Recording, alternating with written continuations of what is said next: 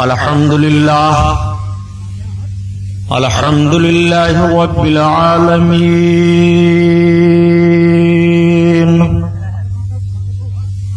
الصلاة والسلام على سيد المرسلين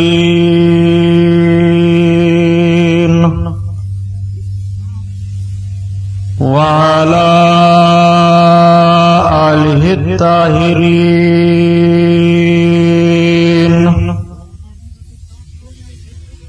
وأصحابه المطهرين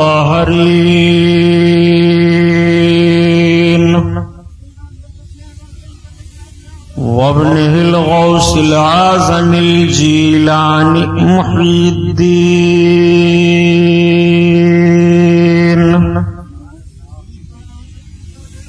وأهل بيته أجمعين. أما بعد،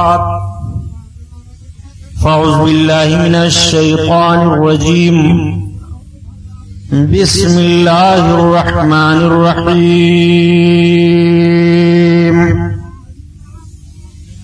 قال الله تعالى في القرآن العظيم والفرقان الحميد: والعاقبة للمتقين. سبحان اللہ. صدق الله البصير القدير وصدق رسوله الرشيد النذير والحمد لله رب العالمين.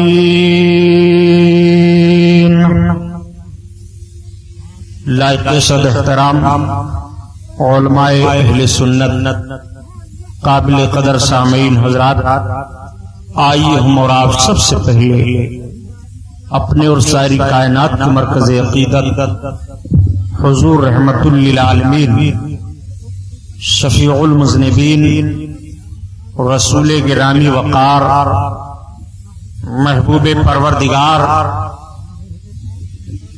دونوں عالم کے مالک و مختار حضور محمد الرسول اللہ صلی اللہ تعالی علیہ وسلم کے دربار پر انوار میں درود شریف کا نذرانہ پیش فرمائیں. پڑھیے بلند آواز سے: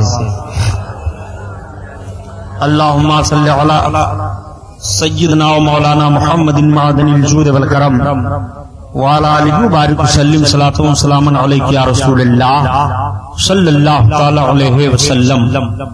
حصول نجات کے لیے پورا مجمع اور درود پاک پڑھ لیجیے. اللہم صلی علی سیدنا مولانا محمد معدن الجود والکرم وعلی آلہ وبارک وسلم صلاۃ و سلام علیک یا رسول اللہ صلی اللہ تعالی علیہ وسلم. کس شان سے حسان بولے، فدائے حامل قرآن بولے، غلامی موتی ایمان بولے، ان نقطہ تقیقہ دان بولے، ادب کا مطلع تابان بولے، وَأَحْسَنُ مِنْكَ لَمْ تَرَقَّتُ عَيْنِي وَأَجْمَلُ مِنْكَ لَمْ تَلِدِ النِّسَاءُ خُلِقْتَ مُبَرَّأً مِنْ كُلِّ عَيْبٍ کَأَنَّكَ قَدْ خُلِقْتَ كَمَا تَشَاءُ. ہزار بار بشویم دہن سے مشک و گلاب، ہنوز نام تو گفتن کمال بے ادبیش.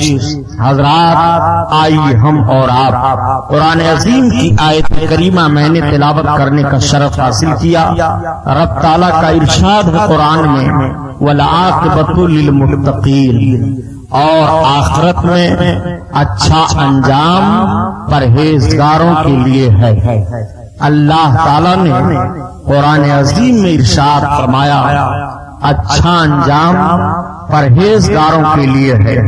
کہاں؟ آخرت میں. اب آپ ذہن کو حاضر کرتے ہوئے سنتے چلیے آج بے حیائیاں کس طرح سے پھیل رہی ہیں، برائیاں کیسے بڑھ رہی ہیں، اور ان بے حیائیوں اور برائیوں کے ماحول میں ایک مسلمان کو مسلمان بن کر کے جینا ہے اور مسلمان بن کر کے مرنا ہے. ایسے ماحول میں ہم ہندوستان میں رہ رہے ہیں کہ برائیوں کا حال یہ ہے کہ جس ملک میں نہ شراب پر پابندی، نہ جوئے پر پابندی، نہ عیاشیوں کے اڈوں پر پابندی، نہ بے حیائیوں کے ماحول پر پابندی، ایسے ملک میں ہم ہندوستان میں ایسے ماحول میں جیون بتا رہے ہیں. یہ وہی ہمارا ملک ہے جس ملک میں قریب 1000 برس تک ہم نے حکومت کی تھی تو گانجے اور بھانگ کی کھیتیاں یہاں روک دی گئی تھی، نشیلی چیزوں پر پابندی لگا دی گئی تھی، اور حکومت کی طرف سے یہ آرڈر جاری ہوا تھا کہ طوائفیں یہاں شادی کر لیں، ہمارا ملک چھوڑ دیں، جہاں عدالتوں میں قاضی شرع متعین تھے، علماء کے مشورے پر اہل حکمران رعایا پر حکمرانی کرتے تھے۔ یہ وہی ملک تو ہے جس ملک میں ہم نے سانس لی تو اطمینان کی سانس ہم لے رہے تھے اور ایسے انداز سے ہم جی رہے تھے۔ یہ وہی ملک ہے جس ملک کا ایک حکمراں جسے تاریخ عالمگیر کے نام سے یاد کرتی ہے۔ یہ کون عالمگیر ہیں؟ جنہوں نے ہندوستان کی سرزمین پر قریب 50 برس کے تبت کی وادی سے لے کر کے اور افغانستان کی سرحد تک تنہا حکومت کی ہے، جن کے نہ باڈی گارڈ ہوتے تھے، جن کی جان کی حفاظت کے لیے نہ تو کوئی فوجی دستہ متعین رہتا تھا، جو اللہ کا بندہ ہندوستان کی سرزمین پر ایسی حکومت کی کہ شیر اور بکری کو ایک گھاٹ پانی پلا دیا تھا، لیکن تاریخ کا جنازہ نکالنے والوں نے بہت نکالا اور ایسا ذہن و فکر دیا کہ اس عظیم مجاہد، اس عظیم مجدد، اس عظیم عالم دین اور اللہ کے عظیم نیک بندے کو ہندوستان کا ایک خوخار بادشاہ کے نام سے یاد کیا اور کرایا۔ ایسا تاریخ کا جنازہ نکالا، یہ وہی ہندوستان ہے۔ عالمگیر کے تقدس کو آپ کے سامنے میں عرض کرتا چلوں تاکہ آپ کو معلوم ہو جائے کہ کربلا کی جھلک ہندوستان کی سرزمین پر حکمرانی کرنے والوں کے بھی ذہن و فکر میں کس طرح سے آئی تھی۔ یہی عالمگیر ہیں۔ عالمگیر رحمت اللہ تعالی علیہ 14 برس کے بعد آپ بھارت کا دورہ کرتے ہوئے جب دہلی کی سرزمین پر پہنچے، عالمگیر رمضان شریف کا مہینہ تھا۔ عالمگیر رحمت اللہ تعالی علیہ رمضان شریف کے مہینے میں پوری کوشش کرتے تھے کہ ہم خود قرآن سنائیں، اور اگر حکومت کے کاموں میں مصروفیت کی بنا پر آپ قرآن تربیہ میں نہیں سنا سکتے تھے تو اتنی کوشش آپ کی ہوتی تھی کہ آپ سنتے تھے۔ چنانچہ عالمگیر رحمت اللہ تعالی علیہ جب پہنچے دہلی میں تو ان کے ایک استاذ ہیں حضرت ملا احمد جیون رحمت اللہ علیہ، استاذ اور شاگرد کی ملاقات ہوئی۔ استاذ چلنے لگے، عالمگیر نے 2 آنا پیسہ نکالا اور اپنے استاذ کو نذرانہ پیش کر دیا۔ عالمگیر کا 2 آنا پیسہ نذرانہ لے کر کے استاذ چلے گئے۔ عالمگیر 14 برس کے بعد پھر اسی دہلی میں پہنچے۔ ٹیکس پر جس کی ذمہ داری تھی، اس نے کہا حضور میں آپ سے اجازت لینا چاہتا ہوں، میں نے ہر آمدنی پر ٹیکس لاگو کر دیا ہے، لیکن میں نے آپ کے لحاظ کی بنیاد پر آپ کے استاذ ملا احمد جیون کو میں نے چھوڑ دیا۔ کہا میرے استاذ پر کیسا ٹیکس؟ کہا آپ کے استاذ کی بہت کھیتی باڑی ہو گئی ہے، کپاس کی بہت بھاری کاشت وہ کروا رہے ہیں، آپ ہمیں اجازت دیں تاکہ ان کے اس کاشت پر میں ٹیکس لاگو کروں۔ عالمگیر نے اپنے دانتوں سے انگلی کو دبایا، میرے استاذ ملا احمد جیون کہا ہاں، کہا میرے استاذ کو دنیا داری سے کیا مطلب ہے، میں پہلے معلوم کر لوں تب ہمارے استاذ پر ٹیکس لاگو کیا جائے گا۔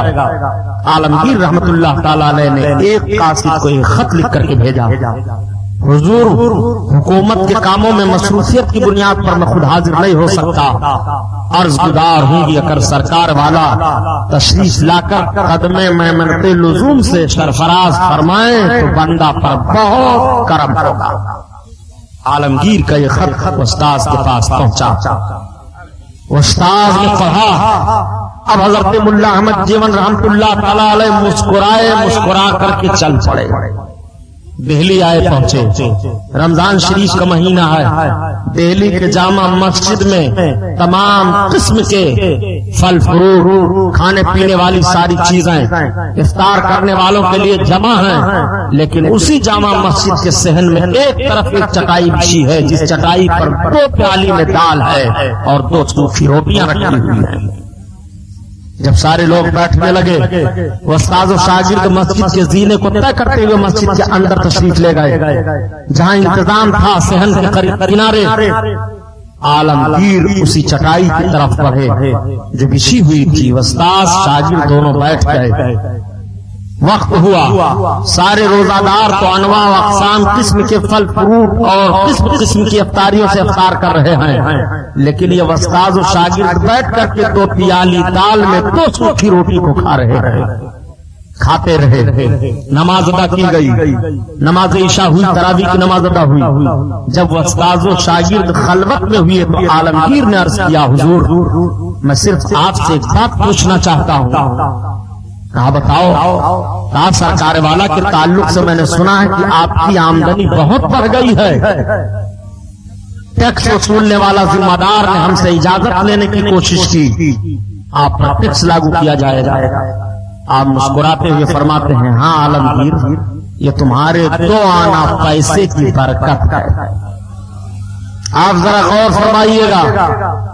عالمگیر رحمت اللہ تعالی علیہ خاموش ہو گئے، استاد چلے گئے، وقت گزرتا گیا۔ پھر 14 برس کے بعد عالمگیر رحمت اللہ تعالی علیہ جب آئے، اس نے کہا، حضور آپ نے اجازت نہیں دی ٹیکس کے لیے؟ کہا نہیں، میرے استاد کا کوئی ٹیکس لاگو نہیں ہوگا۔ کہا میں معلوم کرنا چاہتا ہوں۔ کہا ٹھیک ہے۔ دہلی کے تمام ارکان سلطنت کو اکٹھا کیا گیا۔ عالمگیر رحمت اللہ علیہ نے قاصد کو بھیجا کہ دلی کے فلاں محلہ میں چلا جا، اتم چند نام کا ایک بنیا ہے، اس سے کہہ دینا کہ وہ اپنے ہجری 1069 کا بہی کھاتا لے کر کے یہاں حاضر ہو۔ اتم چند نام کے جب یہ اطلاع پہنچی، رپورٹ پہنچی، وہ گھبرایا۔ قاصد نے کہا تمہارے اوپر کوئی عذاب نہیں نازل ہوگا، تم کسی مصیبت میں نہیں پڑو گے، سلطان خوش ہیں، کوئی بات ہے جو تم کو طلب کیا ہے؟ کہا ممکن ہے میرے حساب و کتاب میں کوئی غلطی ہوئی ہو، میں بہت بڑا کپڑے کا تاجر ہوں، مجھ سے بہی کھاتا مانگا گیا ہے۔ ہجری 1069 کا بہی کھاتا لیا، دربار سلطانی میں حاضر ہوا، آداب بجا لایا۔ عالمگیر نے کہا بیٹھ جاؤ۔ اتم چند بیٹھا۔ عالمگیر رحمت اللہ علیہ نے فرمایا کہ یہ بتاؤ سوداگر، اگر تمہاری آمدنی اور تمہارے اخراجات کے تعلق سے تم سے کچھ سوالات کیے جائیں تو بتا سکتے ہو؟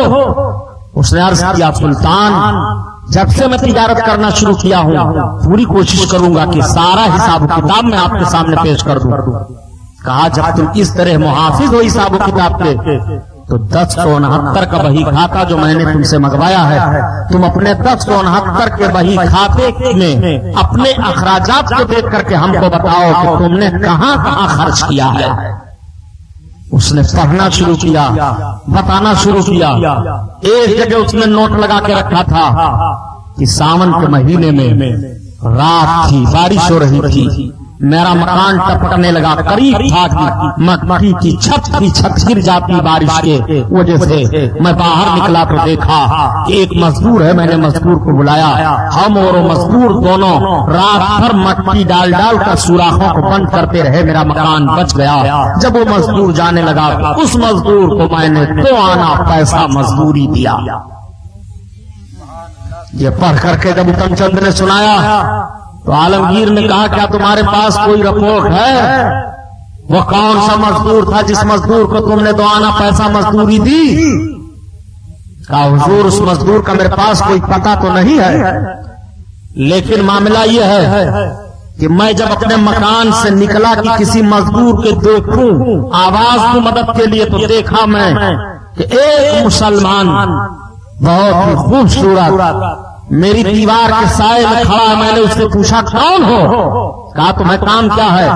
کہا میرے مکان کی چھت ٹپک رہی ہے، قریب چھت گر جائے گی، میری مدد کرو۔ کہا چلو پوچھو نا میں کون ہوں، تمہاری مدد کرتا ہوں۔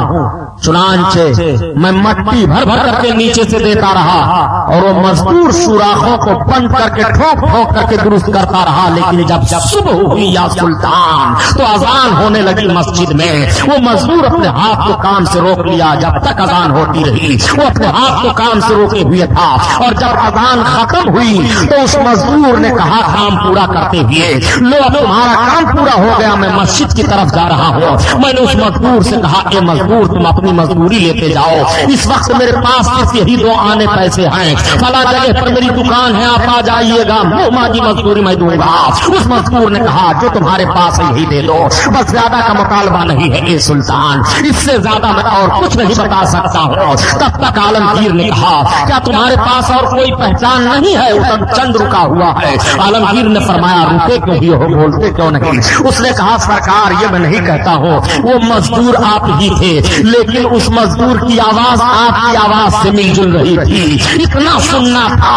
عالمگیر نے کہا دلی والوں سن لو، وہ اتم چند بنیا تھا، وہ مزدور میں تھا، اسی کی مزدوری کو میں نے اپنے استاذ نے نذرانہ دیا ہے۔ اللہ تعالیٰ نے اس کو آنے پیسے سے میرے استاذ کو برکت دے دی اور یہ مالدار ہو گئے ہیں۔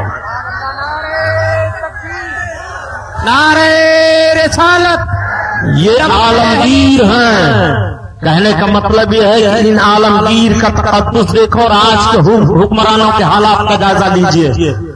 آج بھارت کی پوری دولت قائد کرنے پر تلے ہوئے ہیں، بے ایمان لوگ حرام خور کہتے ہیں کہ ہم حکومت کرنے کے لائق ہیں۔ آپ ذرا اندازہ لگائیے حضرت عالمگیر رحمت اللہ تعالی علیہ کا یہ تقدس ہے، جو رزق حلال میں 2 آنا پیسہ ملا ہے اپنے استاذ کو نذرانے میں پیش کر رہے ہیں، اور برکت کیسی ہو رہی ہے۔ وہ استاذ نے کہا اے عالمگیر یہ تیرے 2 آنے پیسے کی برکت ہے، اور اسی وقت بھرے مجمع میں کھڑے ہو کر کے ملا احمد جیون کا یہ جملہ ہے اعلان کیا تھا کہ اس ملک کو جب تک عالمگیر جیسا سلطان ملا رہے گا یہ ملک سونے کا چڑیا رہے گا۔ اللہم صلی علی سیدنا مولانا محمد معدن الجود والکرم وعلی آلہ وبارک وسلم صلاۃ و سلام علیک یا رسول اللہ صلی اللہ تعالی علیہ وسلم۔ بات سمجھ میں آئی؟ یہ تقدس ان کے اندر کہاں سے آیا؟ یہ پاکیزہ ماحول، یہ صاف ستھرا ذہن ان کے اندر کہاں سے آیا؟ آپ کو کہنا پڑے گا کربلا کے تاجدار کی جھلک ہے۔ یہی تو پیغام تھا امام حسین کا کہ رات میں خلوت میں جلوت میں زندگی کا تقدس پامال نہ ہونے پائے۔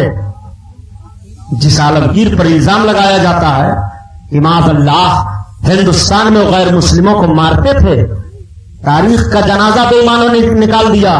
بات آ گئی تو حضرت عرض کر دوں یہی عالمگیر رحمت اللہ تعالی علیہ ہیں جن کے خزانے کا وزیر ایک غیر مسلم تھا، یہی عالمگیر ہیں جن کے سمندری فوج کا سپہ سالار ایک غیر مسلم تھا، یہی عالمگیر ہیں جنہوں نے ابراہیم جیسے عیاش کوتوال کو پھانسی کی سزا دلوائی تھی بنارس کی سرزمین پر، اور ایک شکنتلا نامی لڑکی کی آبرو بچائی تھی۔ یہ عالمگیر رحمت اللہ علیہ ہیں، یہی عالمگیر ہیں جنہوں نے ہندوستان کی سرزمین پر رہ کر کے قوم کو ایک کتاب دیا ہے، اس کتاب کا نام ہے فتاوی عالمگیری۔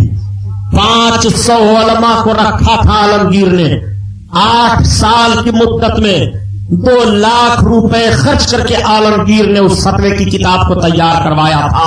یہ ہمارے ملک ہندوستان کو فخر حاصل ہے کہ جو کتاب ہندوستان میں لکھی گئی آج وہ پورے عربستان میں صنعت کے طور پر استعمال کی جاتی ہے۔ جہاں جہاں اسلامی حکومتیں ہیں، ہر اسلامی حکومت کی ہر عدالت گاہ میں آج اورنگزیب عالمگیر کی فتاوی عالمگیری رکھی ہوئی ہے، اسی سے فیصلہ ہوتا ہے۔ فقہ حنفی میں فتوے دیے جا رہے ہیں، یہ ہندوستان کی سرزمین سے نکلی ہوئی ایک عظیم الشان فقہ کی کتاب ہے۔ آپ اندازہ لگاؤ عالمگیر رحمت اللہ تعالی علیہ سے بات اس لیے چلی تھی، میں آپ کو بتانا چاہتا تھا کہ کربلا والوں کا تقدس ملاحظہ فرمائیے، اور والعاقبۃ للمتقین، آخرت میں اچھا انجام پرہیزگاروں کے لیے ہے۔ پرہیزگاری اختیار کرنا، تقوی کا ماحول اپنے دل میں بٹھانا، آدمی کو متقی بن کر کے رہنا، پیارے ایسی زندگی اگر مل جائے تو یہی زندگی کامیاب ہے۔ ایک پرہیزگار، ایک متقی اگر قوم پر آفات و بلیات کے پہاڑ ٹوٹنے والے ہوں تو اس کی حفاظت وہ کر دیتا ہے۔ اور تاریخ کا وہ ورق بھی آپ کے سامنے رکھ دوں، آج ہماری جماعت میں کس طرح انتشار ہے، آج ہم ایک دوسرے کا خون کس طرح سے پینے کے لیے تیار ہیں۔ آج ایک آواز دی جاتی ہے کہ صاحب ہم کو اور آپ کو مل جل کر کے رہنا چاہیے، کوئی کسی کو برا نہ کہے، کوئی کسی کے تعلق سے نہ للکارے۔ میں آپ سے پوچھنا چاہتا ہوں کہ جب تک عقیدے میں اتحاد نہیں ہوگا معاملات میں اتحاد نہیں ہو سکتا ہے۔ پہلے عقیدہ ایک کرو تب اتحاد ہوگا۔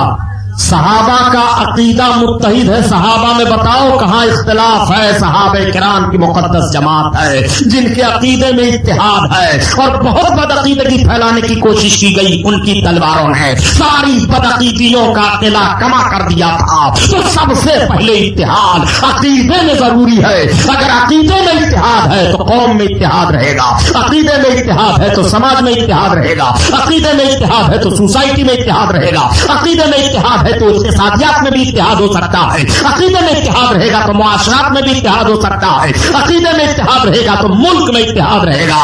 جب عقیدہ بگڑتا ہے تو اتحاد کا شیرازہ منتشر ہو جاتا ہے۔ اس لیے ضرورت اس بات کی ہے ہم پہلے عقیدے میں متحد ہو جائیں۔ اور سنو، بات چلی تو میں بتاتا چلوں۔ آج ہمارا عقیدہ ہے کہ اولیاء کرام تصرف فرماتے ہیں۔ حضرت علامہ سید سراج اظہر صاحب موجود ہیں، علامہ رشیدی، مولانا فاروق صاحب، مولانا نور محمد صاحب، ان سے آپ ایک فتویٰ پوچھو۔ حاضر ہو کر امداد و اعانت کا طالب ہونا درست ہے؟ قلم چلے گا ہاں، یہ سب اللہ کے دوست ہیں، ان کی بارگاہ میں ان کے وسیلے سے امداد و اعانت لینا جائز ہے، درست ہے۔ ایک دوسری جماعت منہ پھیلاتی ہے شرک ہے، ایک تیسرا آدمی بول پڑتا ہے بہت بڑے مشرک ہو گئے، بہت بڑے بدعتی ہو تم، امام حسین کا نام لیتے ہو بدعتی ہو گئے۔ کچھ ایسے حرام خور پائے جا رہے ہیں کہ جب محرم کا مہینہ آتا ہے تو حسینیوں کا چہرہ تو حساس و بساس ہوتا ہے، اپنے آقا کے کارنامے کو یاد کر کے اپنے ایمان کو جلا دیتے ہیں، مگر کچھ کے چہرے مزمحل دکھائی دیتے ہیں، وہ عجیب شکل و صورت کے ہو جاتے ہیں۔ آپ بتاؤ، امام حسین رضی اللہ تعالیٰ عنہ ولیوں کے سردار، ولایت ان کے گھر کی ہے، نخابت ان کے گھر کی ہے، عرفان ان کے گھر کا ہے، فیضان ان کے گھر کا ہے، سب کچھ ان کے گھر کا ہے۔ اعلیٰ حضرت عظیم البرکت نے یہی عقیدہ تو دیا کہ تیری نسل پاک میں ہے بچہ بچہ کا،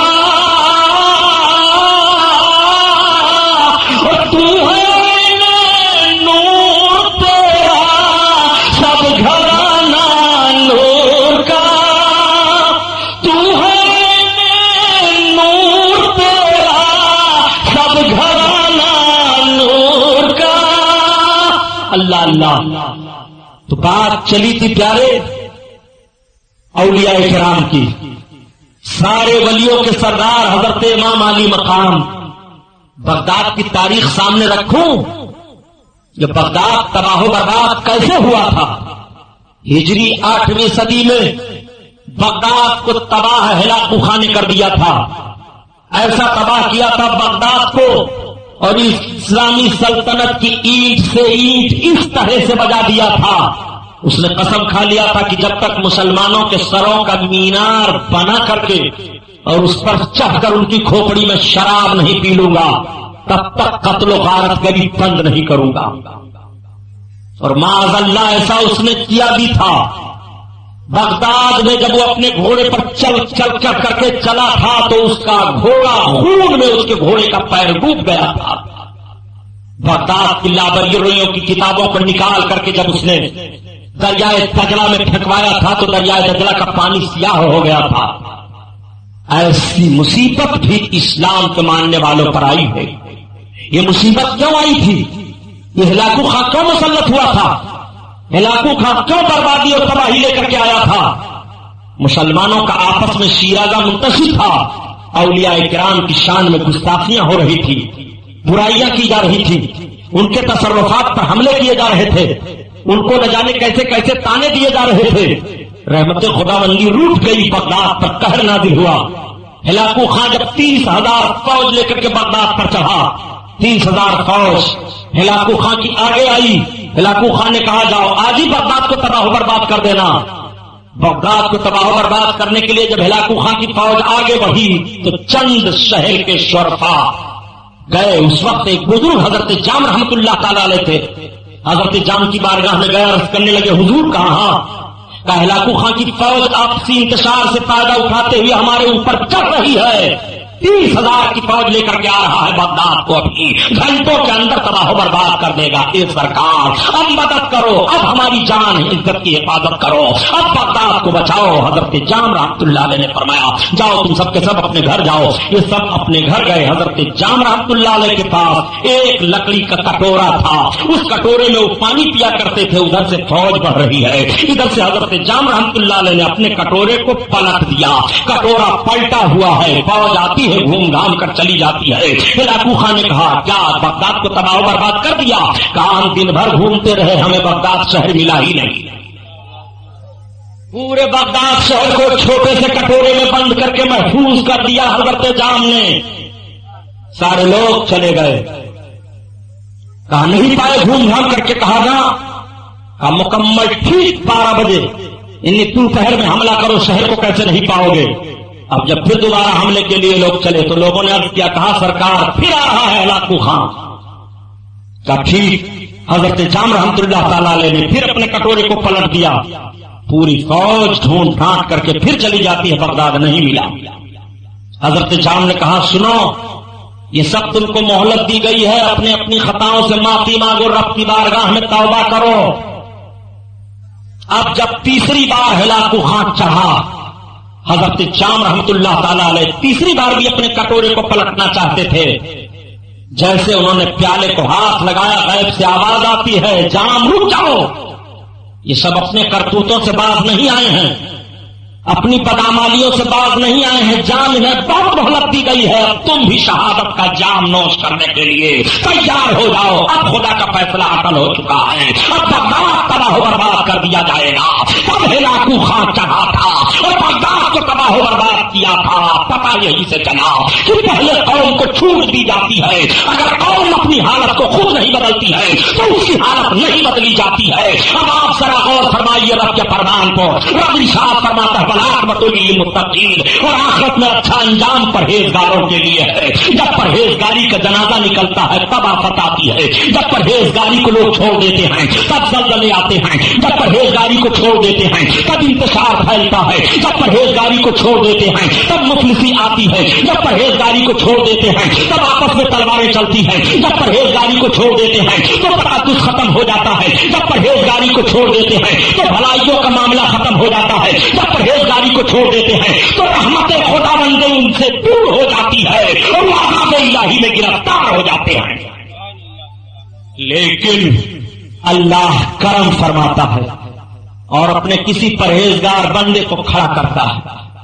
اس کا پرہیزگار بندہ کھڑا ہوتا ہے اور ساری کٹھنائیوں ساری مصیبتوں کا تنہا مقابلہ کرتا ہے. خلق خدا آرام کرتی ہے.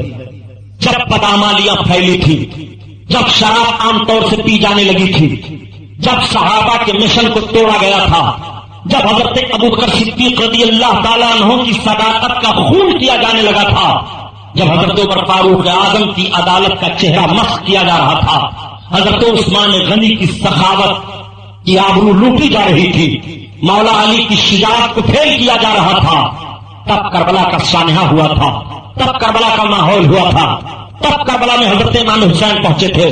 تب کربلا میں پہنچ کر کے اور سارے ماحول کو اپنے ہاتھ میں لے کر کے یہ کہا تھا کہ میں وہ حسین ہوں کہ حضرت ابوبکر صدیق کی عدالت کا جنازہ نہیں صداقت کا جنازہ نہیں نکلنے پائے گا. عمر بن خطاب کی عدالت کا چہرہ مسخ نہیں ہونے دوں گا. عثمان غنی کی سخاوت کی آبرو نہیں لٹنے پائے گی. مولا کائنات کی شجاعت کو پھیل نہیں ہونے دیا جائے گا. امام علی مقام نے تنہا مقابلہ کیا تھا اور ہر سائڈ سے جس طرح سے گناہگار اور گناہگار کا ماحول برپا کرنے والے لوگ اس تحریک کو کچلنا چاہتے تھے، امام نے روکا تھا اور اس وقت بھی تقدس اور پرہیزگاری کو سامنے رکھتے ہوئے اعلان کیا تھا، سنو سنو، یہ ہاتھ شرابی کے ہاتھ پر نہیں جائے گا، یہ ہاتھ کبابی کے ہاتھ پر نہیں جائے گا، یہ ہاتھ حدود الہیہ کے توڑنے والے کے ہاتھ پر ہاتھ نہیں جائے گا۔ امام علی مقام نے پرہیزگاری کا وہ نمونہ کربلا کے میدان میں پیش کیا ہے کہ تلوار کے نیچے گردن رہے، پرہیزگاری کا دامن نہ چھوٹے، تمہاری گردن کاٹی جا رہی ہو مگر تقدس کا ماحول نہ ختم ہونے پائے۔ والعاقبۃ للمتقین، اور آخرت میں اچھا انجام پرہیزگاروں کے لیے ہے۔ اب آپ آئیے ذرا دیکھیے پیارے، اللہ کے حبیب صلی اللہ تعالیٰ علیہ وسلم کے صحابہ جتنے ہیں سب کے سب جنتی ہیں۔ کیا کوئی کہہ سکتا ہے کسی صحابی کے تعلق سے معاذ اللہ کی وہ جنتی نہیں ہے؟ نبی فرماتے ہیں کہ میرے جتنے اصحاب ہیں سب جنتی ہیں، اور سرکار نے تو کچھ ایسے اصحاب ہیں کہ جن کو دنیا میں ان کو جنت کی بشارت عطا فرما دی ہے، لیکن آپ ذرا ان کی زندگی کا مطالعہ کیجئے کہ جن صحابیوں کو جنت کی بشارت مل گئی ہے، کیا وہ صحابی ایسے ہیں اللہ اعلان گناہ کر رہے ہیں؟ کیا کسی صحابی سے کوئی سنت تک ہو رہی ہے؟ کیا کوئی صحابی رسول اللہ کے قانون کے خلاف کچھ کر رہا ہے؟ نہیں، جبکہ ان کو جنت کی ضمانت مل چکی ہے۔ حضرت ابو بکر صدیق رضی اللہ تعالیٰ عنہ سارے صحابہ میں سب سے افضل و اعلیٰ صحابی ہیں، اور سارے صحابہ ہی میں نہیں بلکہ نبیوں اور رسولوں کے بعد سارے مومنین میں سب سے بڑا مرتبہ حضرت ابو بکر صدیق کا ہے۔ سب سے بڑے حضرت ابو بکر صدیق رضی اللہ تعالیٰ عنہ ہیں۔ حضرت ابو بکر صدیق رضی اللہ تعالیٰ عنہ کے تقدس کو ملاحظہ فرماتے چلیے اور دیکھتے ہوئے چلیے کہ حضرت ابو بکر صدیق کو جنت کی گارنٹی مل رہی ہے۔ حضرت ابو بکر صدیق کے تعلق سے قرآن عظیم میں آیات کریمہ کا نزول ہو رہا ہے۔ حضرت ابو بکر صدیق سرکار کے یار غار ہیں، اللہ کے حبیب کے پہلو میں آرام فرما رہے ہیں، لیکن یہی حضرت ابو بکر صدیق ہے جب عذاب الہی کو سوچتے تھے تو آنکھوں سے آنسو بہنے لگتے تھے، اور روتے روتے حضرت ابو بکر صدیق نڈھال ہو جایا کرتے تھے۔ لوگ کہتے امیر المومنین کو کوئی بیماری ہو گئی ہے رونے کی، آپ فرماتے نہیں نہیں یہ لوگوں، میں قیامت کے دن کو سوچ رہا ہوں کہ اگر اللہ تعالیٰ نے مجھ سے حساب لینا چاہا تو ابو بکر نے کہا پر رب کی بارگاہ میں اپنا حساب کیسے دے گا؟ میں اس ڈر سے، اس دن سے، اس ڈر سے، اس خوف سے رو رہا ہوں۔ یہ حضرت ابو بکر صدیق رضی اللہ تعالیٰ عنہ کا رونا ہے۔ انہوں نے تقویٰ ایک قدم پر بھی نہیں چھوڑا، بلکہ متقیوں کا سردار انہیں کہا جاتا ہے۔ اولئک الذین امتحن اللہ قلوبهم للتقویٰ، یہ وہ لوگ ہیں جن کے دلوں کو اللہ تعالیٰ نے تقویٰ کے لیے چن لیا ہے اور اپنے محبوب کی سب سے زیادہ محبت ان لوگوں کے دلوں میں ڈال دی ہے۔ اب آپ ذرا غور فرمائیے کہ صحابہ نے اپنے مقدس زندگی سے پیغام ہم کو اور آپ کو کیا دیا تھا؟ کہ یہی پیغام ملا تھا نماز چھوٹ جائے؟ کیا یہی پیغام ملا تھا کہ عیاشیوں کی اڈوں کی طرف ہم جائیں؟ کیا یہی پیغام ملا تھا کہ ہم حسینی کہلاتے ہوئے بھی امام حسین کے کردار کو بھول جائے اور صرف جلسے جلوس کی شکل میں ان کا کارنامہ پیش کیا جائے، عملی زندگی کچھ نہ ہو؟ نہیں نہیں پیارے، سنو سنو، یقین حکم عمل پر ہم محبت فاتح عالم جہاد زندگی میں ہیں یہی مردوں کی شمشیریں۔ میں نے ایک جملہ استعمال کیا تھا کہ اللہ پھر اپنے کسی نیک بندہ کو کھڑا کرتا ہے اور اس کا نیک بندہ ایک انقلاب برپا کر دیتا ہے، ایک ماحول برپا کر دیتا ہے، اور دنیا کے لوگ ممکن ہے اس کے اختلاف میں پھنس کر کے اپنی آخرت بھی برباد کر لیں، اپنی دنیا بھی برباد کر لیں، لیکن جب ایسا بندہ دنیا سے چلا جاتا ہے تو دنیا والے اس بندے کو ضرور یاد کرتے رہتے ہیں۔ آپ سمجھو، اب آپ آئیے ذرا دیکھیے، حالات بدلتے گئے اور حالات بڑھتے گئے۔ کربلا کی سرزمین پر انقلاب بہت بڑا آیا تھا۔ حضرت ابو بکر صدیق، حضرت عمر فاروق اعظم، حضرت عثمان غنی مولائے کائنات، حضرت حسن مشتبہ امیر معاویہ نے جو حکومت کی تھی اور اس حکومت کو جو مضبوط کیا تھا اور ایک عظیم وقار اسلام کو دیا تھا، اسلام کے ماننے والے اس عظیم ماحول میں اپنے جیون کو بتا رہے تھے۔ جب اس میں کچھ چندنی گولیاں کی جانے لگی اور جب اس کے چہرے کو مست کیا جانے لگا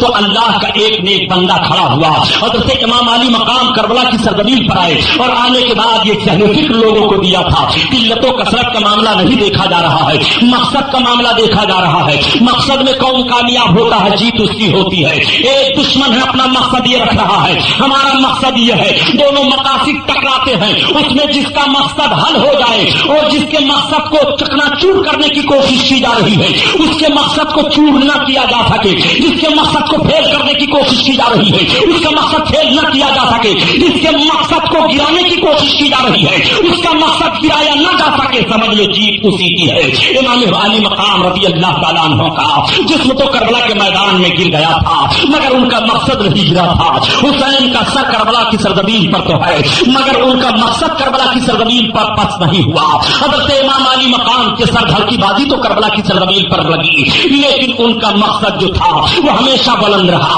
मकसद पर यजीद की गिरफ्त नहीं हो सकी, मकसद पर यजीदियों की गिरफ्त नहीं हो सकी। इमाम हुसैन ने आवाज दी थी और ये बता दिया था कि मज़हब इस्लाम में यक्का दुक्का नहीं देखा जाता है, बल्कि तहरीक देखी जा रही है। अगर तहरीक में सदाकत है तो उसकी रोशनी बढ़ेगी, आंधियां बुझा नहीं सकती है। अगर तहरीक में खुलूस है तो वो खुलूस काम आएगा, उसको बदनीयत लोग मिटा नहीं सकते हैं। यही हजरत इमाम हुसैन ने पैगाम दिया था और दुनिया में जीने का सबक दे दिया था। इमाम हुसैन की किरदार को लेकर के बुजुर्गों ने आगे बढ़ने की कोशिश की और वो अपने मकसद में हर तरह से कामयाब रहे। ख्वाजा गरीब नवाज ने वही मिशन पेश किया है जो हजरत इमाम हुसैन ने पेश किया था करबला की सरजमीन पर। सरकार गौसे आजम ने वही मिशन पेश फरमाया है जो हजरत गौसे आजम को मिशन करबला की सरजमीन से मिला है। आज तकवे की बात आ गई तो सरकार गौसे आजम का नाम लिया जाता है, गरीब नवाज का नाम लिया जाता है। ये उन बुजुर्गों के नाम है कि जिनके नाम को सुन लो तो बुराइयां खत्म हो जाती हैं, तौबा की तौफीक मिल जाती है, अज़ाब आने वाला हो तो दूर हो जाता है, तौबा की बीमारियां खत्म हो जाया करती हैं, हादसात से आदमी बच जाया करता है। अल्लाह ने अपने इन नेक बंदों के नामों में इस तरह से असर रख दिया है। वो सरकार गौसे आजम पीरे पीरा मीरे मीरा कि जिनके ताल्लुक से आला हजरत अजीमुल बरकत फरमाते हैं कि गौसे आजम इमामों तो कावनों का जलवे शान कुदरत पे लाखों सलाम। वो सरकार गौसे आजम है जिनकी नमाज कदा नहीं हुई है, वो सरकार गौसे आजम है जो कभी भी बातिल के सामने झुके नहीं है। जरा उनका तकवा देख लीजिए, जरा उनकी नेकी पर आप गौर कर लीजिए, जरा उनका रोना देख लीजिए। वाकया सुनाना मकसद नहीं है, सिर्फ बताना यह चाहता हो कि इनका अमल रब के फरमान पर किस तरह से है कि वल आक़िबतुल लिलमुत्तक़ीन, और आखिरत में अच्छा अंजाम उसके लिए है जो परहेजगार है। परहेजगारों के लिए आखिरत में अच्छा अंजाम है। इसलिए अल्लाह के नेक बंदे किस तरह से परहेजगारी को अपनाए हुए हैं, किस तरह से परहेजगारी की लाइन पर चल रहे हैं। सरकार गौसे आजम, ईद का दिन है मगर आपका हुजरा बंद है। लोगों ने इंतजार किया, इंतजार करके दरवाजे पर आए, या शेख अब बाहर निकलिए, ईद का दिन है, नमाज ईद अदा करने के लिए आप चलिए। लोग दरवाजे पर खड़े आ रहे हैं, दरवाजा नहीं खुल रहा है, दरवाजे के अंदर से आवाज आ रही है रोने की। लोगों ने बाजा मुश्किल दरवाजा खोला और जब खोला तो देख रहे हैं कि गौसे आजम बड़े पीर का सर सजदा में है, जमीन आंसुओं से भीग गई है। लोगों ने अर्ज किया, ये सरकार अब तो ईदगाह की तरफ चले चलो। आप इरशाद फरमाते हैं, सुनो तुम लोगों की ईद है कि तुमने महीने भर का रोजा रख लिया है, लेकिन अब्दुल कादिर की ईद उस वक्त होगी जब मेरा रब फरमा दे अब्दुल कादिर तेरे रोजों को मैंने कबूल कर लिया है। अल्लाह अल्लाह, जरा इनकी परहेजगारी मुलाहजा फरमाइए, इनका तकवा देखते हुए चलिए। इन बुजुर्गों की जिंदगी के दोहराने का मकसद यही है कि हमारे अंदर एक तकवा की तहरीक पैदा हो जाए, हमारे अंदर एक माहौल पैदा हो जाए, हम गुनाहों से नफरत करने लगे और हम नेकियों से रग़बत करने लगे। आज नेकियों से हम नफरत कर रहे हैं और गुनाहों से हम रग़बत कर रहे हैं। जब हमारा कदम गुनाह की तरफ बढ़ेगा और नेकियां हमसे छूट जाएंगी तो हमें कामयाबी नहीं मिल सकती है प्यारे, हमें कामरानी नहीं मिल सकती है। देखो, दौलत का हासिल हो जाना ये कामयाबी की दलील नहीं है, शोहरत पा जाना ये कामयाबी की दलील नहीं है, इक़्तिदार हासिल कर लेना ये कामयाबी की दलील नहीं है। न जाने कितने करोड़ बैंक बैलेंस लोग किए रहते हैं मगर उन्हें कामयाब नहीं कहा जा रहा है। आपको मैं बताऊं, दूर जाने की जरूरत नहीं है, दिल्ली की सरजमीन पर चले चलिए जहां हजरत ख्वाजा सरकार निजामुद्दीन महबूब इलाही का रोजा है। वहीं से थोड़ी दूर पर नसीरुद्दीन हुमायूं का भी मकबरा दिखाई दे रहा है, लेकिन नसीरुद्दीन हुमायूं के मकबरे के साए में रिक्शा खड़ा किया जाता है, लोग पेशाब कर रहे हैं, रोड के बीच में है, लोग चले जा रहे हैं।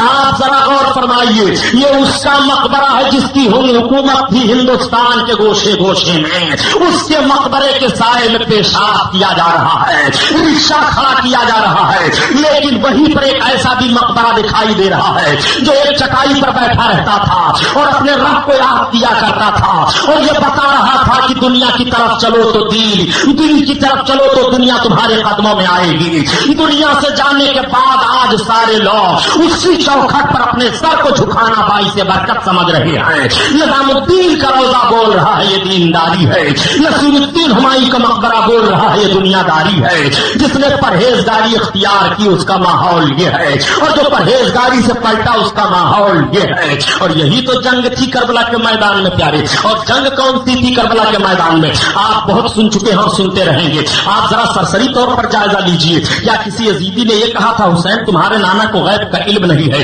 کیا کسی یزیدی نے یہ کہا تھا یہ حسین ہم تمہارے نانا کو یا رسول اللہ کہہ کر نہیں پکاریں گے؟ کیا کسی یزیدی نے حسین کے نانا کو کربلا کے میدان میں چیلنج کیا تھا؟ قطار نہیں چیلنج کیا تھا۔ یہ علماء بیٹھے ہوئے ہیں، تاریخ کا کہیں ایک ورق بھی نہیں مل سکتا ہے کہ کسی یزیدی نے کربلا کی سرزمین پر حسین کے نانا کو چیلنج کیا ہو۔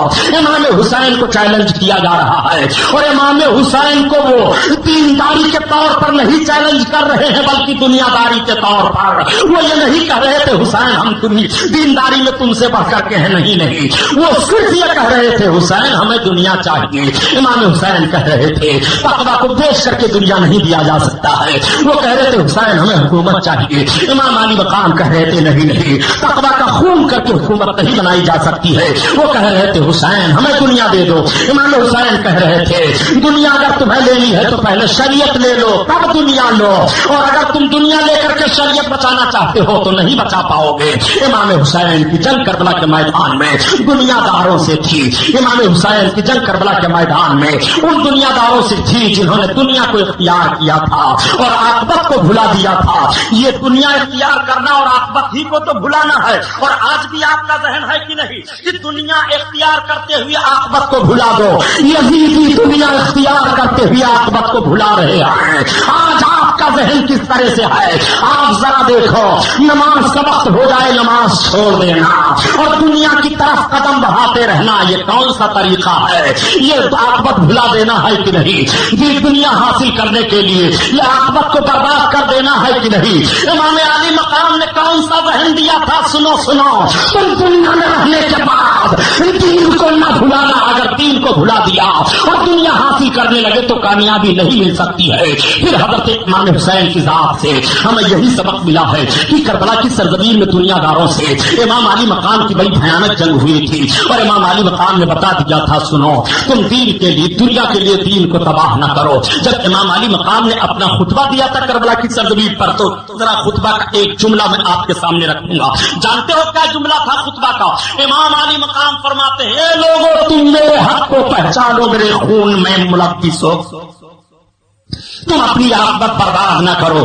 اے لوگوں سنو، تم میں بتاتا ہوں کہ یزید گنہگار ہے، فاسق ہے، فاجر ہے، کیا اس کے ہاتھ پر تم ہمارا ہاتھ جانا چاہتے ہو، لے جانا چاہتے ہو؟ یہ نہیں ہو پائے گا۔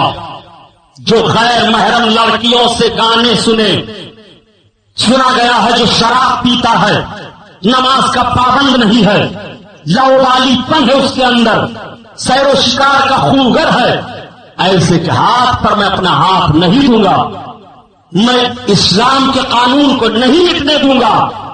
امام علی مقام کے جملے پر ذرا غور فرمائیے۔ جب قوم نے کہا تھا حسین وہ امیر المومنین ہے، آپ ہاتھ کیوں نہیں دیتے؟ تو آپ نے فرمایا تھا نہیں، میں اس کو امیر المومنین تسلیم نہیں کرتا، میں ہاتھ نہیں دوں گا۔ کیوں نہیں دو گے؟ اس لیے نہیں دوں گا کہ اس کا ہاتھ ناپاک ہے، اس کے ہاتھ کے لائق میرا ہاتھ نہیں ہے کہ میں اس کے ہاتھ میں اپنا ہاتھ رکھوں، اس لیے میں نہیں اس کو امیر المومنین تسلیم کروں گا۔ امام علی مقام نے ذہن کیا دیا؟ آج امام علی مقام تو جس کا ہاتھ نجس ہو اس سے ہاتھ نہ ملائیں، جس کا ہاتھ نجس ہو اس کے قریب نہ جائیں، جس کا ہاتھ ناپاک ہو اپنے بچے کی قربانی پیش کر دیں مگر اس کے ہاتھ پر ہاتھ نہ رکھیں۔ ہاتھ کی ناپاکی کا معاملہ سامنے ہے، بہت غور سے سن لو۔ وہ ناپاک ہاتھ ہے، پاک ہاتھ اس کے ہاتھ میں نہیں جائے گا۔ امام علی مقام نے ذہن کیا دیا کہ پاک ہاتھ ناپاک کے ہاتھ میں نہیں جا سکتا ہے، اور آج کیسا ذہن آپ دے رہے ہیں کہ جو عقیدے کا ناپاک ہو اس کے ہاتھ پر ہاتھ ملوانے کی کوشش کی جا رہی ہے، جس کا عقیدہ ہی برباد ہو اس کے ہاتھ پر ہاتھ رکھنے کی کوشش کی جا رہی ہو، جس کے عقیدے ہی کا جنازہ نکل گیا ہو اس کے ہاتھ پر ہاتھ رکھنے کی پوری توانائی کی جا رہی ہو۔ آپ خوف خدا دل میں بساؤ اور ڈرو، اللہ کے قانون سے اس کی گرفت سے خوف کھاؤ۔ موت کا فرشتہ تمہارے موت کی لسٹ لیے ہوئے ہے. موت جب آنی ہے تو ادھر ادھر ایک منٹ بھی نہیں وقت ضائع جائے گا. موت آ کر رہے گی پیاری. مرنا سب کو ہے، لیکن کبھی آنسو بھی آپ کے گرے ہیں موت کو یاد کر کے، کبھی آپ روئے بھی ہیں موت کو یاد کر کے. امام علی مقام کے تو اتنے آنسو گرے تھے، اتنے وہ روئے تھے کہ جب عمرو بن سعد کی فوج 9 محرم کو آگے بڑھنے لگی تھی تو آپ نے کہا تھا اس سے کہہ دو وہ روک لے، کل جو کرنا ہوگا کیا جائے گا. آج کی رات ہمیں صرف اس لیے مل جائے تاکہ ہم اپنے رب کی بارگاہ میں جی بھر کر کے رو لیں، ہم اپنے رب کی بارگاہ میں توبہ استغفار کر لیں، ہم اپنے رب کی بارگاہ میں رو رو کر کے اپنے رب کو منا لیں. رات بھر آنسو بہ رہے ہیں، رات بھر وہ رو رہے ہیں. خدا کی قسم قربان جاؤ اس حسین پر جس کے نانا بھی پوری زندگی ہم گنہگاروں کے لیے آنسو بہاتے رہے، روتے رہے. نواسا بھی ہم گنہگاروں کے لیے رو رہا ہے، ہم گنہگاروں کے لیے آنسو بہا رہا ہے. آپ قربان جائیے نبی کونین صلی اللہ علیہ وسلم کے وصول پر مصطفیٰ فرماتے ہیں اے لوگوں تم نماز نہ چھوڑو، اے لوگوں جھوٹ کے قریب نہ جاؤ، اے لوگوں بے حیائی اور پاپ کے قریب نہ جاؤ، بدعمالیوں کو چھوڑ دو. نبی کونین صلی اللہ تعالی علیہ وسلم یہ حکم دے کر کے دنیا سے تشریف لے گئے. اے نبی کا کلمہ پڑھنے والے مسلمان، آج تو کس طرح سے گناہ کرنے کا خوگر ہو گیا ہے، کیسے گناہ کا عادی بن گیا ہے. آج اگر فاقہ ہو جائے تو نہ شکری ادا کرنے لگتے ہو، کوئی کام نہ ہو تو رب کو معاذ اللہ گالی دینے لگتے ہو، کوئی مقصد نہ حل ہو تو بددل ہو جایا کرتے ہو. وہ پھانسی کے تخت پر چڑھا دیا کرتے تھے، چڑھائے جاتے تھے، لیکن پھر بھی ان کی زبان پر یہی نعرہ ہوتا تھا کہ حلق پر تیغ رہے، سینے پر جلاد رہے، لب پر تیرا نام رہے، دل میں تیری یاد رہے. انہوں نے کبھی بھی ناشکری نہیں کی ہے، انہوں نے بھی کبھی رب کی بارگاہ میں شکوہ نہیں کیا ہے. فاقے پر فاقہ ہو رہا ہے مگر رب کی بارگاہ میں وہ شکرانے کے طور پر اپنے سر کو جب سجدہ میں رکھ رہے ہیں تو رات بھر سر سجدہ میں ہے، دن کا اجالا پھیلتا ہے، تب سجدہ الہی سے ان کا سر اٹھتا ہے. ایسی زندگی وہ گزارے تھے اس لیے کہ ان کے سامنے قرآن کی آیت کریمہ ہے والعاقبۃ للمتقین، اور آخرت میں اچھا انجام پرہیزگاروں کے لیے. برابر نیکی کرو گے وہ بھی دیکھو گے، اور ذرہ برابر برائی کرو گے وہ بھی دیکھو گے. آپ ذرا غور فرمائیے، ذرہ برابر نیکی اور برائی کی بات آئی حضرت تو میں عرض کرتا چلو آج کچھ لوگ ایسے بھی ہوتے ہیں جو چھوٹی نیکیوں کو معاذ اللہ چھوٹی سمجھ کر چھوڑ دیا کرتے ہیں اور چھوٹے گناہوں کو چھوٹا گناہ سمجھ کر کے کر لیا کرتے ہیں. حالانکہ سنو گناہ گناہ ہے، نیکی نیکی ہے. رب تعالیٰ جب اپنے بندے کو بخشنا چاہے گا تو اس کی مختصر نیکی اس کے بارگاہ میں مقبول ہو جاتی ہے اور رب تعالیٰ مغفرت فرما دیتا ہے. اسی لیے قرآن میں اس کا فیصلہ ہے وہ من یعمل مثقال ذرۃ خیرا یرا، جو ذرہ برابر نیکی کرے گا وہ بھی دیکھے گا.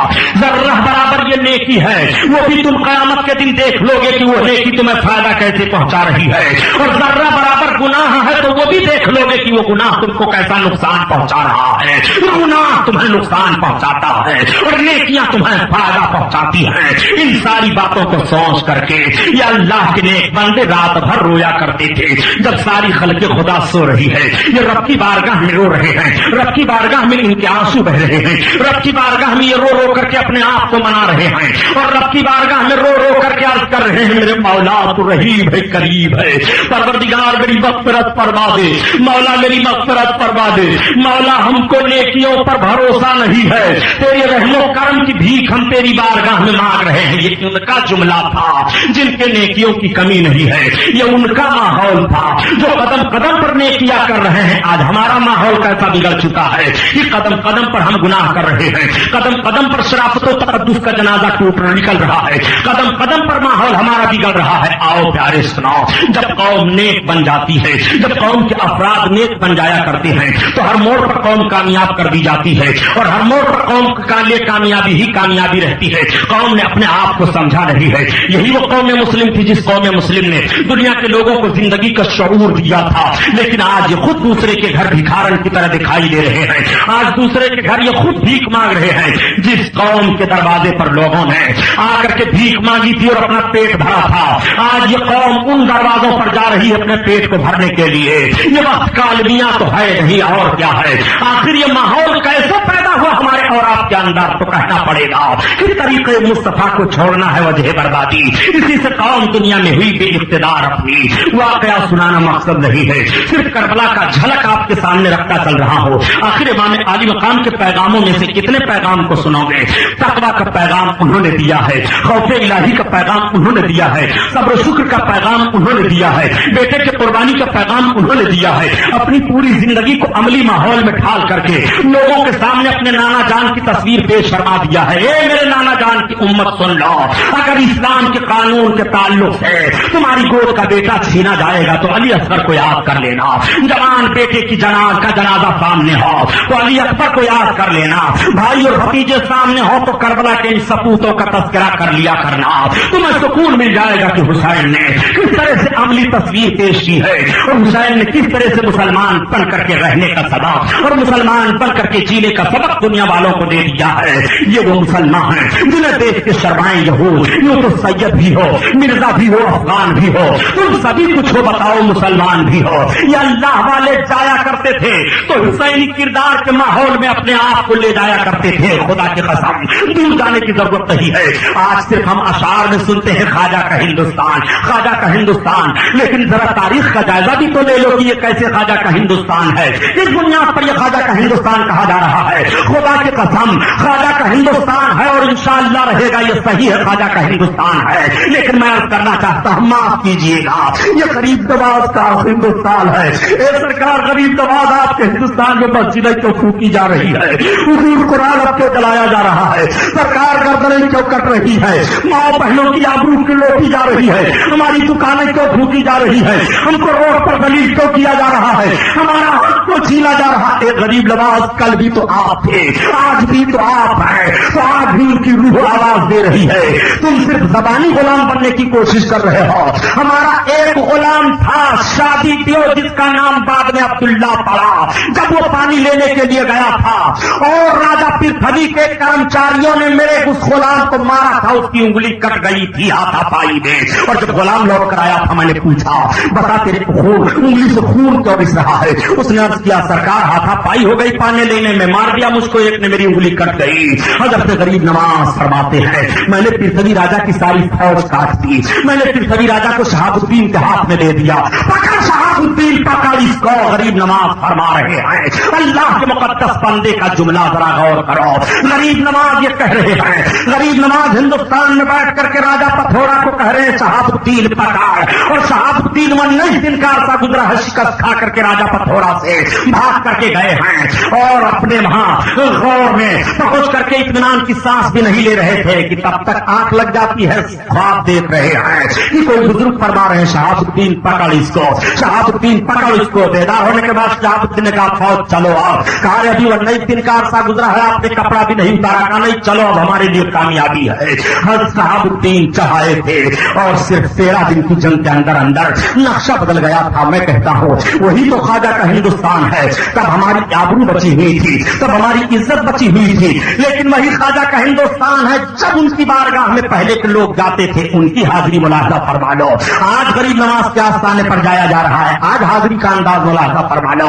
آپ نے طریقہ کیوں بدلا ہے, بادشاہ کے دربار کی حاضری کی روش کیوں آپ نے بدل دی ہے, آپ نے دستور کیوں بدل دیا ہے. یہ حرام خور لوگ ہیں کہ اگر آپ کا قصد اجمیر کی شرف طرف جانے کا ہو گیا تو آپ کو بدعتی کہا جا رہا ہے. یہ منحوس لوگ, یہ عقیدے کے کوڑھی لوگ جو پائے جا رہے ہیں ہندوستان میں, انہی کی بنیاد پر ہندوستان کی آبرو لوٹی ہے.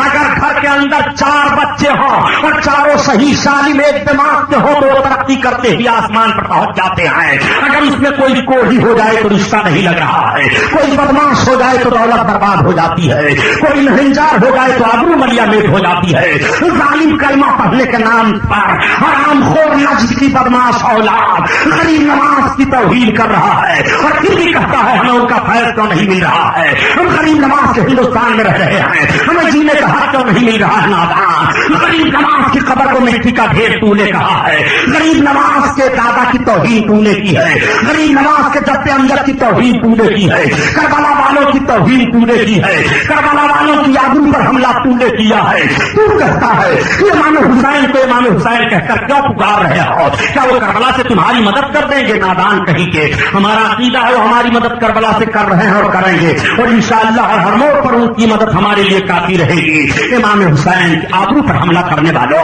ख्वाजा गरीब नवाज की आबरू पर हमला करने वालों, तुम इत्मीनान सुकून की सांस लेना चाहते हो, नहीं ले पाओगे तुम इत्मीनान सुकून की सांस। यही वो हिंदुस्तान है जिस हिंदुस्तान में हम अमन अमान का चिराग जलाते हुए चल रहे थे, मगर यही वो मुल्क है जहाँ आज भी हुसैनियों की कमी नहीं है, इमाम हुसैन के नाम लेवाओं की कमी नहीं है, फिर भी कुरान के जलाने की नापाक कोशिश की जा रही है। लेकिन सुन लो दोस्तों, मैंने एक जुमला पहले कहा था, अल्लाह का एक नेक बंदा उसका इनकलाब बर्पा कर देता है। भारत के जमीन पर अगर कुरान जलाने की नापाक कोशिश की गई तो भारत जल सकता है, कुरान महफूज रहेगा, भारत की आबरू मिट सकती है, कुरान महफूज रहेगा।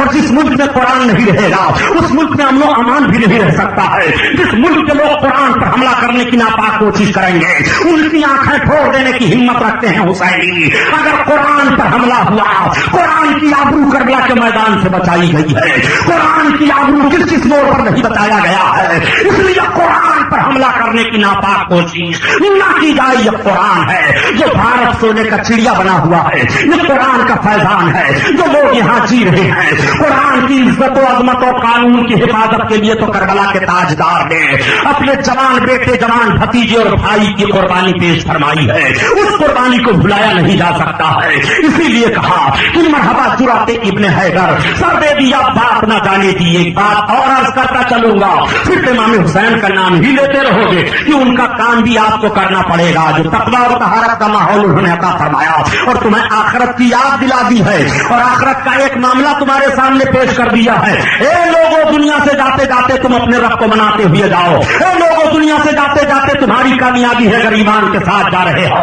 ए लोगों, दुनिया से जाते जाते तुम नेकियों का एक अजीम शान खजाना लेकर के रब की बारगाह में हाजिर हो जाओ।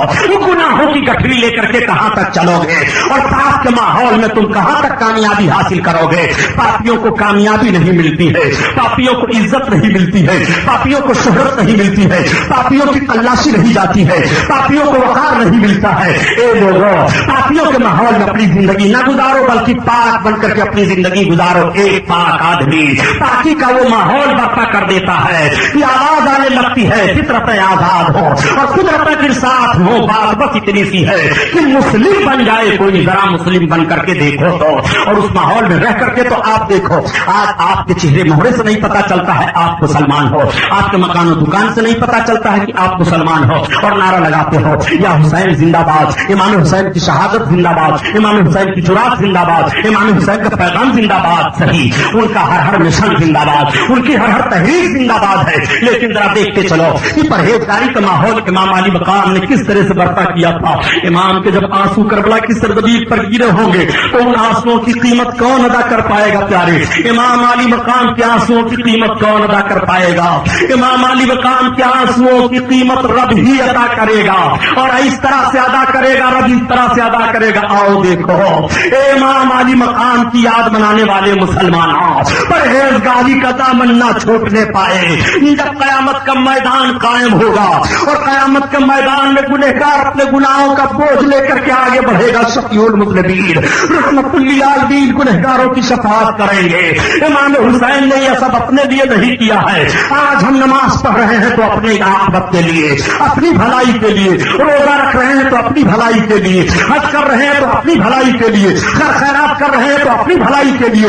उलमा बैठे हैं, इनसे पूछो कि अल्लामा सिराज साहब, आप इशा की नमाज पढ़ रहे हो, इसका सवाब हमें दे दो। ये फौरन कहेंगे अजीब पागल आदमी तुम हो, ये नमाज हम पर फर्ज है और हमारे ऊपर वादा करना फर्ज है, हम अदा कर रहे हैं। अब रब की मर्जी, रब ने कबूल फरमाया कि नहीं कबूल फरमाया? रब कबूल फरमा ले तो हमारे लिए है। कोई अपनी इबादत भी किसी को देता है, कोई अपनी नेकी भी किसी को देगा। प्यारे, मैं कहता हूँ आखिर हम और आप नेकी इसलिए जमा कर रहे हैं कि हमें और आपको अपने आखिरत का हाल नहीं मालूम है।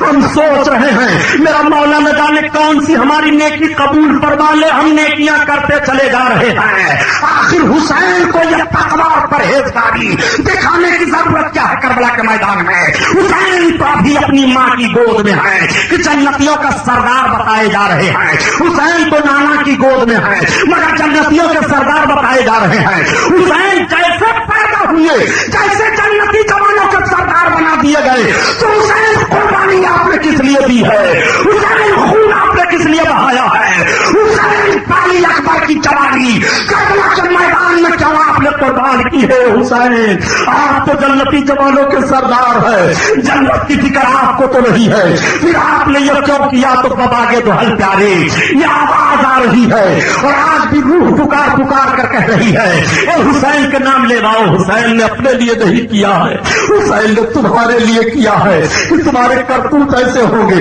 تمہارے کارنامے ایسے ہوں گے، تمہاری برائیاں اتنی ہوں گی، جب تم اپنے برائیوں کی گٹری لے کر کے بارگاہ خدا بندی میں حاضر ہوگے اور رب تعالیٰ کا اعلان ہوگا آپ کے لیے، تو بتاؤ تمہیں کون بچائے گا؟ تم اپنے گناہ کی بنیاد پر مایوس ہو جاؤ گے، تم اپنی خطا کی بنیاد پر آنسو بہاؤ گے، تم اپنی خطا کی بنیاد پر نادم ہو کر کے رو گے اور کہو گے ہم کچھ بھی صحیح مگر رسول کی امت ہے، ہم کچھ بھی صحیح مگر محمد کا کلمہ پڑھتے تھے، ہم کچھ بھی صحیح مگر ان کا نام لیتے تھے، ہم کچھ بھی صحیح مگر ان کو یاد کرتے تھے۔ جب تم یہ کہو گے تو نانا بھی کہیں گے اور میں بھی رب کی بارگاہ میں عرض کروں گا میرے مولا لالا کے امتیوں کے پاس نیکیاں نہیں ہے، پرہیزگاری نہیں ہے، مگر مولا اسی پرہیزگاری کے تقدس کے خاطر حسین نے گردن پر تلوار چلائی تھی اور حسین کا خون بہا تھا، اسی حسین کے خون کا بدلہ آج عطا فرما دے۔ رب کا دریائے کرم جوش میں ہوگا، اعلان کرے گا منادی کہ حسین کے نام پر جتنے لوگ حسین کے غلام ہیں یا ان کا نام حسین ہے سب کی مغفرت ہو گئی، سب بخش دیے گئے، سب کو جنت میں جانے کا آرڈر مل جاتا ہے۔ یہ حضرت امام حسین ہیں جنہوں نے خود اپنے لیے کچھ نہ کیا مگر قوم کے لیے سب کچھ کر دیا۔ انسان کو بیدار تو ہو لینے دو، ہر قوم پکارے گی ہمارے ہیں حسین، اور عاقبۃ للمتقین، اور آخرت میں اچھا انجام پرہیزگاروں کے لیے ہے۔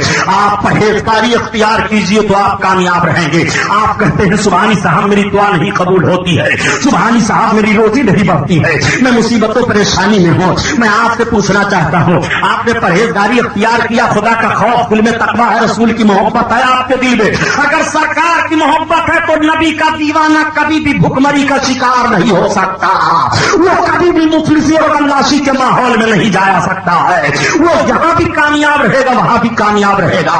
بلکہ رب فرماتا ہے کہ ہم اپنے محبوبوں ہی پر تو سب کچھ نچھاور کر رہے ہیں، اپنے دیوانوں ہی پر تو سب کچھ نچھاور کر رہے ہیں۔ آؤ سنو، حضرت قطب الدین بختیار کاکی رحمت اللہ تعالیٰ علیہ کو جب چیلنج کیا تھا کسی نے، آپ کی بیوی کو کہہ دیا کہ تم اتنے ہی بڑے نیک ہو تو ہمارے گھر سے روز ادھار کیوں کھانے پینے کی چیزیں جایا کرتی ہیں؟ آپ کی بیوی متفکر ہو گئی، سرکار بختیار کاکی تشریف لائے، فرماتے ہیں کیوں چہرہ اترا ہوا ہے؟ انہوں نے اپنے شوہر سے عرض کیا کہ دیکھو جہاں سے ہمارا سودا کھانے پینے کا آتا ہے ادھار آتا ہے، بعد میں پیسہ دیا جاتا ہے، آج اس نے چیلنج کر دیا ہے کہ تمہارے پاس اتنی ہی شکتی ہے ایسے ہی ہو تو ہمارے وہاں سے ادھار کیوں منگوایا کرتے ہو؟ سرکار بختیار کاکی فرماتے ہیں اہلیہ اب اس کے گھر سے کچھ سامان کے لانے کی ضرورت نہیں ہے، اب جب ہم کو ہمارے بشری تقاضے کی بنیاد پر کھانے پینے کی ضرورت پڑے گی تو اسی طاق میں سے کھانے کا سامان نکال لیا کرنا۔ آپ اشارہ فرماتے ہیں کھانے کا ٹائم ہوا، اہلیہ گئی اور جب طاق میں ہاتھ ڈالتے ہیں تو اس میں سے گرم گرم کاک مل جاتی ہے۔ دہلی کی بڑی مشہور روٹی ہوتی تھی کاک، جس کو بلا سالن کے بھی کھایا جا سکتا تھا، آدمی کا پیٹ بھر جاتا۔ اب جب جب ضرورت ہوتی ان کو غیب سے وہ کاک مل جایا کرتی تھی، وہ کھا لیا کرتے تھے، وہیں سے بختیار کاکی مشہور ہو جاتے ہیں۔ آپ سے میں پوچھنا چاہتا ہوں اپنے دل کی دنیا کو بسا لیا ہے تو تلاشی کی فکر نہیں ہو رہی ہے، اپنے دل کو خدا کے خوف سے لرزیدہ کر لیا ہے تو مفلسی کا خوف نہیں ہے، دشمن کے آنے کا خوف نہیں ہے، دشمن کے جانے کا خوف نہیں ہے۔ پہلے اپنے دل کو سجا تو لو، اپنے دل کو رب کی عبادت کی طرف لگا تو لو، اپنے دل کو مسجد کی طرف لے کر کے تو جاؤ، اپنے دل میں گناہوں سے نفرت بھر تو لو، اپنے دل میں رسول کی محبت کا چراغ جگمگا تو لو۔ خدا کی قسم اگر دل ایسا ہو جاتا ہے تو اسی کے لیے رب کا فرمان ہے والعاقبۃ للمتقین، اور آخرت میں اچھا انجام پرہیزگاروں کے لیے ہے۔ یہ تمہارا رب بیان فرما رہا ہے، اور جب پرہیزگاروں کے لیے اچھا انجام ہے تو ان پرہیزگاروں سے جو ملا رہے گا ان کا بھی اچھا انجام ہوگا۔ سنیدن کی در روز امید و پوری بدارا بنے کا ببخشت کریم، پوری کانفرنس کا حل۔ آپ کیوں امام حسین کا نام لیتے ہیں؟ آپ کا کیا فائدہ؟ آپ کو اس سے کیا ملے گا؟ سنو پیارے، یہی تو پرہیزگاری ہے، یہی تو اصل دولت ہے، جس کے تعلق سے نیک نیتی میں ایک ایسا نکھار پیدا ہو جائے، اگر کسی یتیم کو دیکھ کر کے کسی کی آنکھ بھیگ گئی تو اس کی بخشش ہو جاتی ہے، किसी मुसीबत ज़दा को देख करके मुसीबत याद करके उसका दिल भरा है तो अल्लाह उसको बख्श देता है। जो जन्नतियों का सरदार हो, क्या उसका कोई इजारा ही नहीं है? अरे इतने बड़े घामड़े होते हैं अक्ल के अंधे कोढ़ी लोग अकीदा के, जब जन्नत जन्नत की बात करते हैं और कितनी ढिठाई से जालिम बच जाते हैं। माज़अल्लाह रसूलुल्लाह को क्या इख्तियार? तो तुम्हारे बाप को इख्तियार है, रसूल को नहीं इख्तियार है, तब किसको इख्तियार है? तुम्हें भी इख्तियार दिया गया है। अरे रसूल को तो इतना इख्तियार है, इतना इख्तियार है कि अल्लाह ने जन्नत को पैदा किया, सारी कायनात को पैदा किया, पैदा करने वाला रब है और अपनी सारी मखलूक पर अपने महबूब को मालिक बना दिया। इसीलिए आला हजरत अजीमुल बरकत फरमाते हैं कि मैं तो मालिक ही कहूंगा कि हो मालिक के हबीब, मैं तो मालिक ही कहूंगा कि हो मालिक के हबीब, यानी महबूब मोहिब में नहीं मेरा तेरा, यानी महबूब मोहिब में नहीं मेरा तेरा। और सुनो एक जुमला, सरकार अल्लाह अल्लाह इसी का नाम तकवा है। नमाज, रोजा, हज, ज़कात, नेकियां, सलाम करना, खैरात करना, खाना खिलाना, यतीमों को कपड़े पहनाना, इसाले सवाब करना, यतीमों पर शफकत करना, गरीबों की देखभाल करना, किसी पर जुल्म न होने देना, गाली न बकना, निगाहों की हिफाजत करना, ये सब तकवा है। लेकिन असल तकवा क्या है? अल्लाह के हबीब की मोहब्बत। इन सारी चीजों के होते हुए भी अगर रसूलुल्लाह की मोहब्बत दिल में नहीं है तो सब तकवा फेल। और जब सरकार की मोहब्बत रहेगी, उसी मोहब्बत की रोशनी होगी जो गुनाह का जनाजा निकाल देगी। सरकार से मोहब्बत करने वाला गुनाह के करीब कहां जाता है प्यारे? नफ्स की शरारत की बुनियाद पर गुनाह हो जाता है।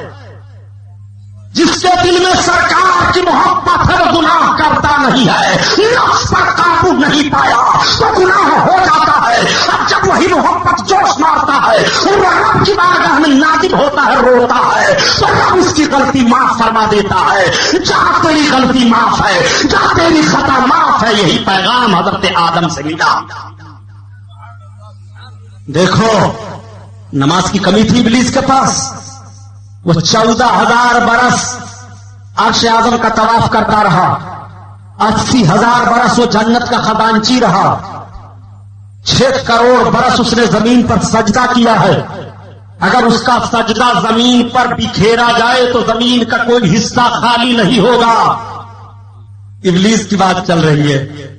कितना बड़ा आबिद जाहिद इबादत गुजार ये था, और फरिश्तों का उस्ताद था। ये तो खाली आदमियों के उस्ताद हैं। पैजामा देखिए तो मालूम हो रहा है कि कुश्ती के अखाड़े से चले आ रहे हैं बेचारे। बड़ा भयानक माहौल था। दिल्ली का लाल किला फतह करने वाले हैं ये। हम दिल्ली में अक्सर जाते हैं तो ये मिल जाते हैं। अस्सलाम वालेकुम। आप तो बोलते नहीं हैं साहब। हमने कहा कि आप तुम्हारे बोलने के लिए मैं हूं। कहा सलाम का जवाब तो देना चाहिए। हमने कहा किसको? आपको सलाम का जवाब देना हमारे ऊपर वाजिब है। चुपचाप चले गए। जरा इनकी शक्ल तो देखिए, ये इब्लीस से भारी आलिम है। एक साहब कहने लगे, साहब सुभानी साहब, आप दारुल उलूम देवबंद और नदवा से फला पढ़ा है, इतनी अरबी बोलता है, इतनी अरबी बोलता है, आप कहते हैं वो कुछ नहीं जानता। तो हमने कहा कुछ ना जानने का मतलब देखो यहां ईमान की बात हो रही है। कहा तो इतने बड़े मौलाना है, वो नदवा देवबंद से पढ़कर क्या है, वो ईमानदार नहीं है? तो हमने कहा जो ईमानदार होने की दलील नदवा देवबंद से पढ़ना है। कहा साहब इतनी अच्छी अरबी बोलते हैं, आपकी जमात में उतनी अच्छी अरबी कौन बोल लेगा? हमने कहा अरबी बोलना ईमान की दलील नहीं है। अबू जहल से ज्यादा अच्छी अरबी बोलते हैं। अबू जहल से ज्यादा अच्छी अरबी बोलते हैं, वो भी तो अरबी बोलते थे। ये हिंदुस्तान की अरबी बोलते हैं, वो अरब ही की अरबी बोलता है। अरबी बोल लेना, अरबी पढ़ लेना, ये ईमानदार होने की दलील नहीं है। हाँ तो मक्का मदीने पर हमारी हुकूमत है तो हम ईमानदारे नहीं हैं। तो खाने काबा में बुत रखे हुए थे तो माज़अल्लाह क्या उनकी इबादत जायज हो जाएगी? मक्का मदीना पर कब्जा कर लेना ईमानदार होने की दलीलत है? مکہ مدینہ پر قبضہ کر لینا ایماندار ہونے کی دلیل نہیں ہے. تم کر رہا نادان, تجھے نبی کی حدیث نہیں معلوم ہے؟ نبی کونین نے ارشاد فرمایا قیامت اس وقت آئے گی جب ایک حبشی النسل, کشادہ سینے والا, پتلی پنڈلی والا کعبۃ اللہ کی دیوار اکھاڑ ڈالے گا. اس وقت قیامت آئے گی. تو کیا جو کعبہ کی دیوار اکھاڑے گا جس کے لیے سرکار نے خبر دی ہے قرب قیامت میں, وہ ایماندار ہوگا؟ ایماندار ہوگا؟ نبی کونین نے ارشاد فرمایا قیامت اس وقت آئے گی جب لوگ خانے کعبہ کا طواف ننگے کریں گے, قیامت قائم ہوگی. مکہ مدینہ پر ہماری حکومت ہے, ہماری حکومت.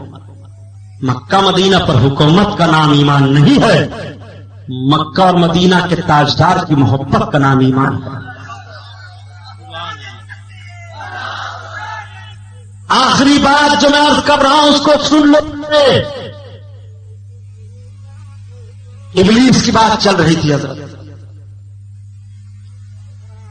ابلیس کی بات. بہت بڑا مولوی تھا یہ, لیکن دیکھیے تصوف کی بات ہے مولانا فاروق صاحب. اب تصوف کی بات آ گئی تو عرض کر دوں, ابلیس سے خطا ہوئی, کوئی غلطی کی نہیں. رب نے فرمایا سجدہ کر, نہیں سجدہ کیا, غلطی وہ بھی کیا. آدم علیہ السلام کو حکم ہوا درخت کے قریب نہ جانا, چلے گئے, لفظ آپ سے بھی ہو گئی. اس مردود سے غلطی ہوئی, اس میں تکبر ہے, نبی کا احترام نہیں ہے, وہ خطا نہیں معاف کی گئی.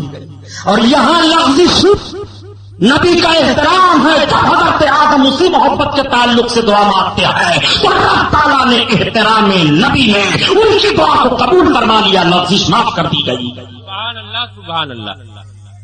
تو جب دل میں رسول کی محبت ہوتی ہے تو ایک صالح جذبہ ابھرتا ہے.